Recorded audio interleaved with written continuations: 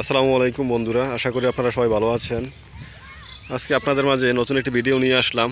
আর এই ভিডিওটিতে মরিচ গাছের একটি রোগ সম্পর্কে জানাবো এবং রোগের ওষুধের নামটাও বলে দিব। আপনারা যদি ওই ওষুধটি ব্যবহার করেন তাহলে সবচেয়ে বেশি ফলন পাবেন।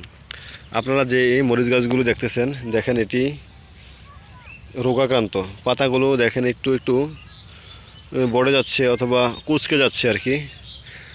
দেখেন সবগুলো গাছ একই রকম। যদি গাছগুলো কুঁচকে না যাইতো তাহলে প্রচুর পরিমাণে ফল কিন্তু গাছগুলোতে ধরতো।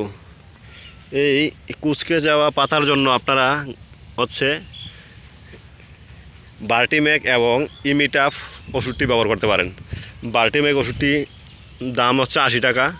সিনজেন্টা গ্রুপের ওই ওষুধটি ব্যবহার করলে আপনার মরিচ গাছে এই রোগটি দেখা দিবে না, যে পাতা কুঁচকে যাচ্ছে।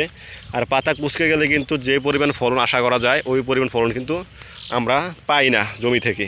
আপনি দেখেন প্রত্যেকটা গাছ এই কুঁচকে গেছে।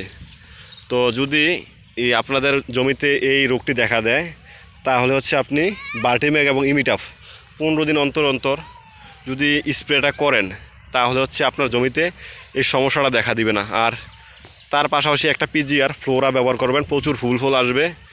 আর যারা ভিডিওটি দেখছেন আশা করি আমার ভিডিওতে লাইক শেয়ার কমেন্ট করবেন এবং চ্যানেলে নতুন হয়ে থাকলে সাবস্ক্রাইব করবেন। ধন্যবাদ জানিয়ে ভিডিও আর দীর্ঘায়িত করছি না। সবাইকে সালাম, আসসালামু আলাইকুম।